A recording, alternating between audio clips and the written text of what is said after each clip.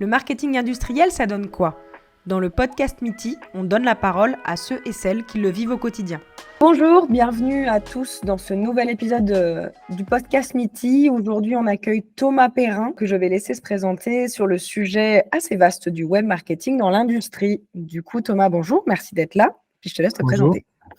Merci Émilie de m'inviter. Donc, je suis Thomas Perrin, j'ai 44 ans, je suis responsable marketing et communication pour Stobli Raccord France, l'entité connecteur rapide du groupe Stobli qui inclut deux autres activités qui sont la robotique et les machines pour le textile. Super, merci beaucoup. Tu avais déjà une expérience du marketing dans l'industrie avant d'arriver chez Stobli ou pas du tout ? Je me suis formé effectivement sur des thématiques et des problématiques industrielles au sens un peu plus traditionnel dans tout ce qui est effectivement un milieu plutôt austère, les cimenteries et puis le marché du traitement de l'eau aussi, qui est un marché qui est en pleine évolution et pour lequel j'ai mis en place des actions de marketing avec les spécificités du marketing industriel, effectivement. Moi, je fais ça depuis j'ai fait ça pendant 10 ans et en fait, je suis arrivé dans l'industrie par le web puisque j'ai commencé à vendre à partir de 2003 les premiers sites web dédiés au référencement à des TPE, PME dans le secteur de l'Est lyonnais, le Grand Est lyonnais, pour des clients principalement industriels. Des boîtes sacrément en avance sur leur temps, du coup. Oui, effectivement, des boîtes plutôt bien conseillées, j'ai envie de dire, puisque encadrées par une action mise en place par qu'on appelait à l'époque les CCI, les chambres de commerce et d'industrie régionales, avant qu'elles fusionnent. Et oui, donc dans ce cadre-là, j'intervenais pour développer la performance des PME, c'est comme ça qu'on disait dans le temps. Ok. Et du coup, avec tes expériences ensuite, quelle vision tu as eu du web marketing dans le monde industriel ? Parce que pour le coup, la mienne est assez différente. J'ai pas assez peu, faut pas exagérer, bien sûr, sur les plus grosses entreprises, c'est évidemment le cas, mais aujourd'hui, sur les TPE, PMI qu'on accompagne, on en a finalement assez peu qui ont pris ces sujets de référencement naturel, par exemple, à bras-le-corps.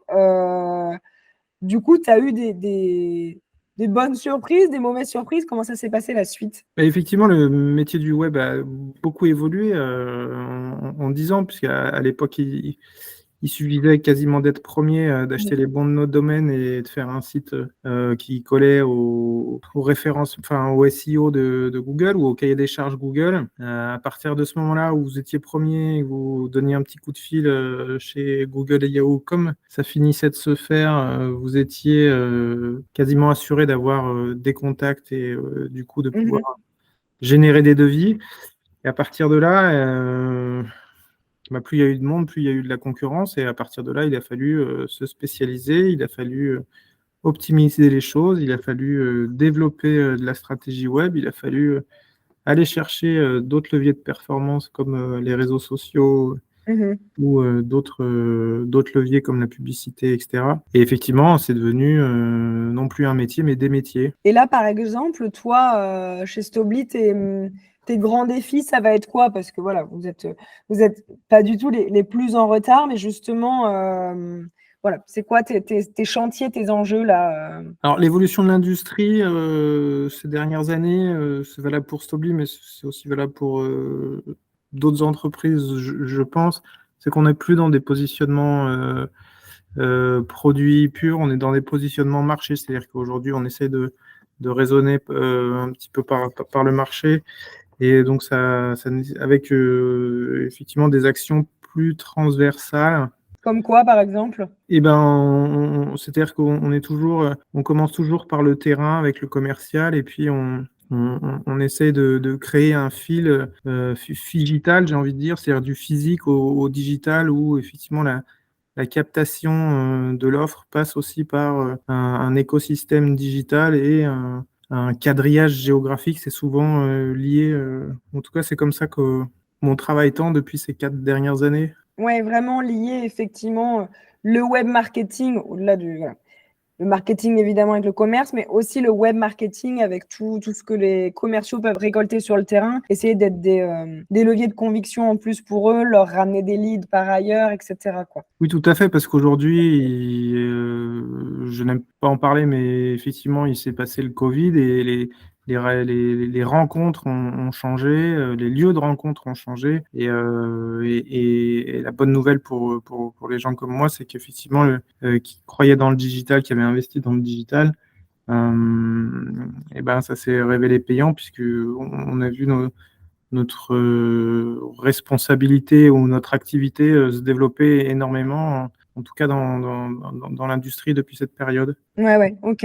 Et du coup, pour toi, si tu devais donner un peu pour une PMI par exemple qui n'aurait pas forcément pris ces chantiers-là très, très en avance, c'est quoi la roadmap idéale pour avoir une stratégie digitale? Du coup, j'aime bien le concept efficace, les bases à avoir.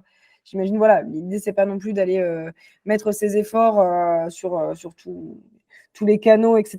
Voilà. Si tu avais des bonnes pratiques à partager. Les grandes lignes, c'est effectivement c'est step by step, c'est-à-dire déjà arriver à construire de façon macro un écosystème. Alors l'écosystème, il va être souvent lié aussi on va dire, à la façon dont l'entreprise va gérer du business. Il y a plusieurs choses. Il y a effectivement la dimension externe avec le site web, les réseaux sociaux, les plateformes, etc., les plateformes de vente. Et puis, il y a la partie interne aussi qui est de plus en plus à prendre en compte et qui est elle aussi en train de beaucoup changer. C'était aujourd'hui la CRM qui, elle aussi, est plus devenue l'outil austère d'Allemagne de l'Est, mais l'outil vraiment qui va faire le pont entre l'ensemble des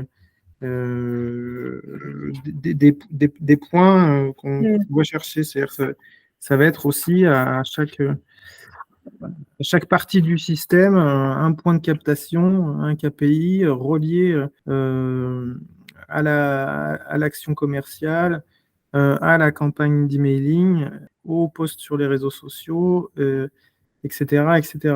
Tout ça suivi dans la CRM jusqu'à, dans un monde idéal, la supply chain. Ouais, ouais, donc vraiment, effectivement, créer des points de rencontre les plus nombreux possibles avec peut-être effectivement le CRM au centre entre le marketing et le commerce pour que la boucle soit bouclée et que chacun puisse être dans une relation plus vertueuse au service du client, quoi, pour lui apporter les bonnes infos au bon moment, etc.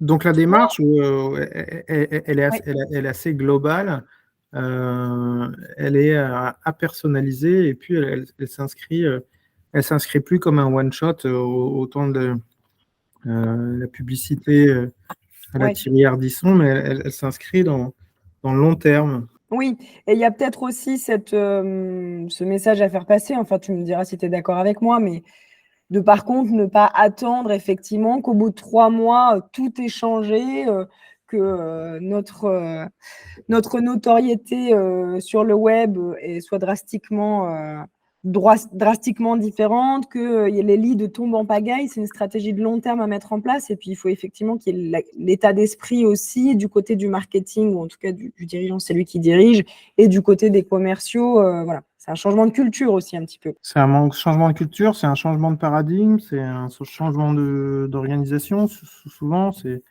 un changement de vision et effectivement, c'est aussi un changement opérationnel puisque c'est un travail quotidien. Le site web n'est plus c'est pas comme une pierre tombale, c'est quelque chose qui vit et qui s'anime et qui, voilà, qui se doit d'être rentabilisé dans un temps déterminé.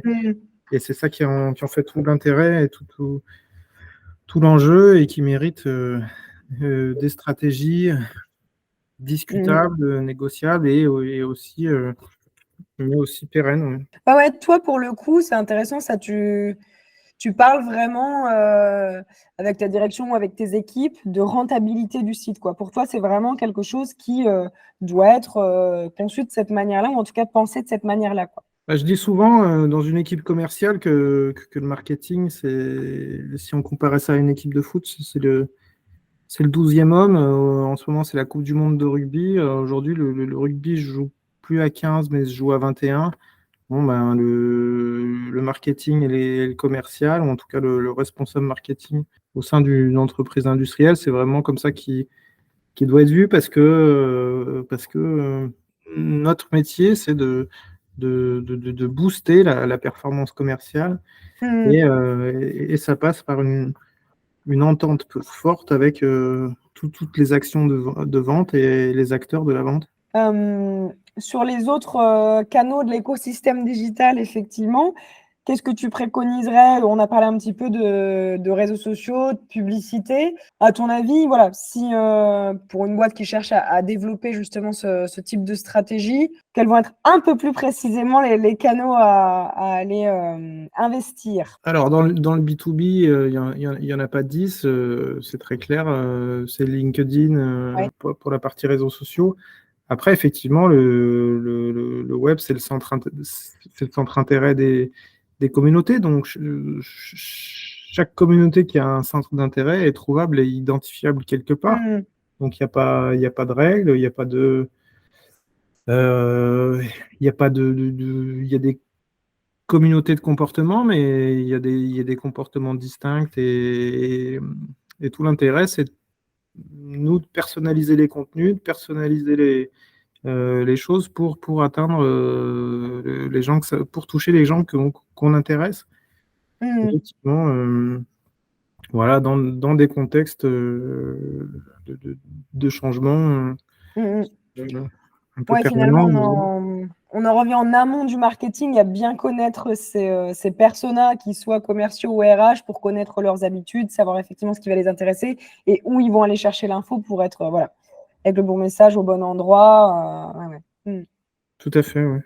Est-ce que tu as un autre message, une anecdote à nous faire passer sur, voilà, sur le sujet du web marketing dans l'industrie, ou alors peut-être une vision sur ce que ça va devenir? Peut-être, voilà, il y a peut-être des nouvelles technos que tu vois émerger qui peuvent être intéressantes, des choses comme ça. Ouais, pour rebondir, et effectivement, et ce dont on n'a pas parlé non plus, mais qui est très en lien et ce qui colore aussi souvent la communication et ce qui aujourd'hui pousse les entreprises, c'est l'innovation à travers, je pense souvent aux services R&D qui sont eux aussi des moteurs de croissance et avec lesquels qu'il est toujours important d'emmener dans les projets, puisque eux ont une vision du marché, parfois un petit peu éloignée de la réalité du terrain, mais en tout cas, c'est ces gens-là qui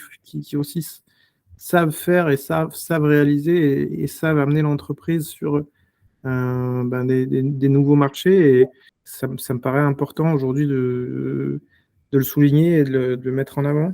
Ouais, tous dans le même navire, pour le même objectif, avec chacun peut-être une feuille de route mais en tout cas, ouais, ne pas laisser les silos nous bouffer pour être Oui, tout à fait. un petit peu familière, mais ouais, OK. Et Là, effectivement, d'être c'est souvent la transversalité qui fait l'innovation, qui crée de la croissance et qui rend les choses intéressantes aussi dans le travail, je crois. ouais, en tout cas, dans le nôtre, c'est le cas aussi, donc je partage. Super, génial. Et ben écoute, je sais pas si tu as quelque chose à ajouter? On a fait un bon tour déjà, en tout Non, cas dans le temps qui nous est imparti. Je te dis merci assez de beaucoup de matière. nous avoir partagé ta vision, tes bonnes pratiques et puis voilà, tes différentes expériences. Évidemment, que les gens n'hésitent pas à te contacter s'ils ont besoin d'infos supplémentaires sur ce que tu as dit. Et puis nous, on vous dit à bientôt dans un nouvel épisode. Merci Avec beaucoup, Thomas. plaisir. À bientôt.